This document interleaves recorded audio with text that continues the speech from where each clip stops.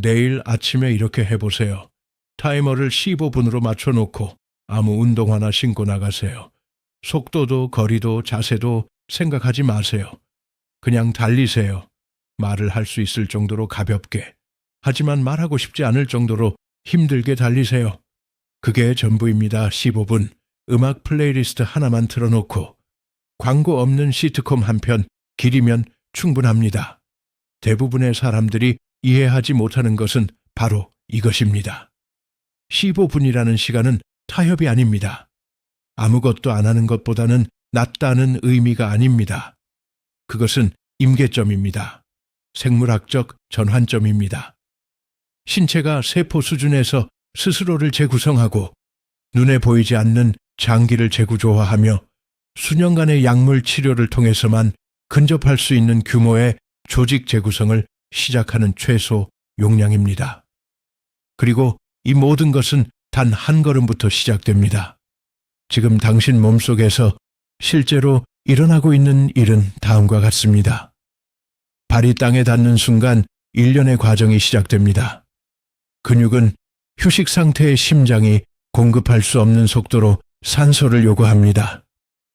심장은 이에 대응하여 박동당 내뿜는 혈액량, 심박출량을 늘리고 동시에 심박수를 높입니다. 달리기를 시작한 지 90초 이내에 심박출량은 2배, 심지어 3배까지 증가할 수 있습니다. 증가된 혈류 압력을 감지한 동맥은 확장되기 시작합니다. 혈관 내벽인 내피는 산화질소라는 분자를 분비합니다. 이는 결코 사소한 것이 아닙니다. 산화질소는 우리 몸에서 생성되는 가장 강력한 혈관 확장제 중 하나입니다. 산화질소는 동맥벽의 평활근을 이완시키고 말초 저항을 감소시켜 이전에는 혈액 공급이 부족했던 조직에 혈액이 도달하도록 합니다. 달릴 때마다 약 6만 마일에 달하는 혈관망을 관리하는 작업을 수행하는 것입니다. 마치 내부에서 혈관을 코앞 세척하는 것과 같습니다. 하지만 여기서 놀라운 점이 나타납니다. 매일 15분씩 달리기를 몇 주만 해도 심장 박동수가 빨라지는 것뿐만 아니라 심장의 모양 자체가 근본적으로 변합니다. 산소가 공급된 혈액을 온몸으로 펌프질하는 좌심실이 커지기 시작합니다. 병적인 변화나 질병 때문이 아니라 심장이 스스로 적응하는 과정입니다. 심실벽이 두꺼워지고 좌심실의 부피가 증가하는 것입니다. 그 결과 심장은 휴식 시에도 한번 박동할 때 더 많은 혈액을 보낼 수 있게 됩니다. 이것이 바로 훈련된 러너들의 안정시 심박수가 40에서 50회에 불과한 이유입니다. 심장이 게을러서 덜 힘들게 일하는 것이 아닙니다. 오히려 더 강력해졌기 때문에 덜 힘들게 일하는 것입니다. 평생 30억 번을 뛰게 될 심장은 15분씩 달리기를 시작한 지 약 2주 만에 업그레이드 되기 시작합니다. 이제 목 위쪽에서 무슨 일이 일어나고 있는지 주의 깊게 살펴보세요.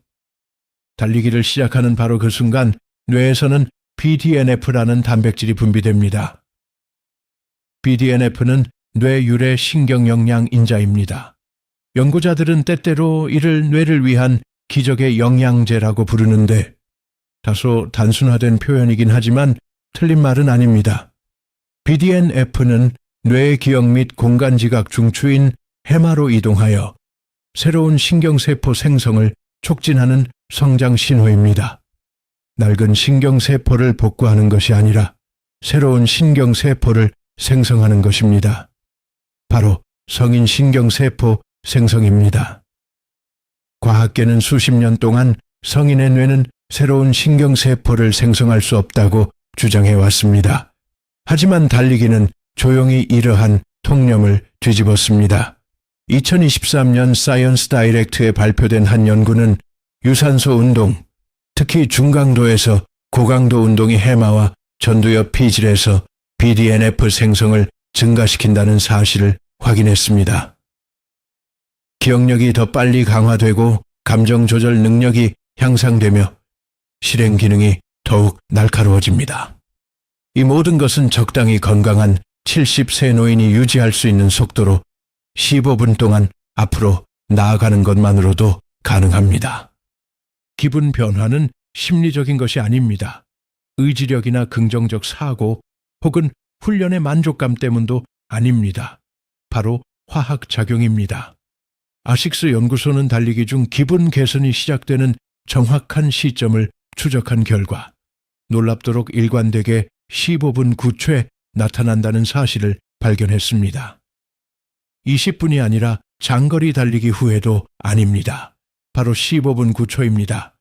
이는 신체에서 엔도르핀, 모르핀과 동일한 수용체에 결합하는 내인성 오피오이드이 분비되고 세로토닌, 도파민, 노르에피네프린 수치가 동시에 증가하기 때문입니다. 평소에는 각각 단독으로 분비되는 이 네 가지 신경 전달 물질이 뇌에 풍부하게 공급되면서 어떤 약물로도 흉내낼 수 없는 상태가 됩니다. 2014년에 15년간 미국 성인 5만 5천 명을 추적조사한 연구에 따르면 하루 15분만 달리는 사람들은 전혀 달리지 않는 사람들보다 우울증 발병률이 26%나 낮았습니다. 무려 26%나 단 15분 만에 말입니다. 자, 이제 여러분을 깜짝 놀라게 할 부분이 나옵니다. 우리 몸의 모든 세포 안에는 미토콘드리아라는 구조물이 있습니다. 생물 시간에 세포의 발전소라고 배웠던 것을 기억하실 겁니다. 정확한 표현이긴 하지만 미토콘드리아가 실제로 하는 일을 제대로 설명하지 못하는 것이죠. 미토콘드리아는 단순히 에너지만 생성하는 것이 아닙니다. 세포의 노화, 사멸, 암 발생 여부, 그리고 염증 조절 능력까지 좌우합니다. 그리고 대부분의 사람들이 알지 못하는 중요한 기능이 하나 더 있습니다. 바로 필요에 따라 증식한다는 것입니다. 달릴 때 근육세포는 에너지 부족을 감지하고 PGC1알파라는 단백질을 활성화합니다. 이 단백질은 미토콘드리아 생성을 조절하는 핵심 스위치 역할을 합니다. 세포에 신호를 보내 더 많은 미토콘드리아, 즉 세포당 더 많은 에너지 발전소를 생성하도록 합니다. 이는 세포의 에너지 생산 능력, 효율성, 그리고 회복력을 향상시킵니다. 이러한 현상은 근육 조직에만 국한된 것이 아닙니다. 응용생리학 저널 오브 어플라이드 피지올로지에 발표된 연구에 따르면 운동으로 인해 생성된 신호물질인 엑소카인이 혈류를 통해 뇌로 전달되어 뇌의 미토콘드리아에도 변화를 일으킨다고 합니다. 달리기를 통해 단순히 몸을 단련하는 것만이 아니라는 것을 알게 되는 것이죠. 당신은 더욱 에너지 효율적이고 구조적으로 견고한 뇌를 만들어가고 있습니다. 단 15분만 투자하면 매일 두 기관이 동시에 재구성됩니다. 하지만 세포에 관한 이야기는 미토콘드리아보다 훨씬 더 깊은 곳에 있습니다. 우리 몸의 모든 세포에 있는 모든 염색체 끝에는 텔로미어라는 구조물이 있습니다. 텔로미어는 신발끈 끝에 있는 플라스틱 캡과 유사한 기능을 하는 보호캡입니다. 세포가 분열할 때마다 텔로미어는 조금씩 짧아집니다. 텔로미어가 너무 짧아지면 세포는 분열을 멈추고 노화되어 주변 조직의 노화를 가속화하는 염증 신호를 방출하기 시작합니다. 텔로미어 길이는 이제 출생일과 관계없이 세포의 실제 나이를 측정하는 가장 신뢰할 수 있는 생물학적 지표 중 하나로 여겨집니다. 짧은 텔로미어는 심장질환, 인지기능 저하, 암, 그리고 모든 원인에 의한 사망률의 급격한 증가와 관련이 있습니다. 유럽 심장저널에 발표된 한 연구에서는 유산소 지구력 운동 직후 피험자들의 텔로미어를 재건하는 효소인 텔로머라아제 활성을 측정했습니다. 그 결과 텔로머라아제 활성이 유의미하게 증가했습니다. 세포 노화 시계가 단순히 느려진 것이 아니라 노화를 되돌리는 메커니즘이 활성화된 것입니다.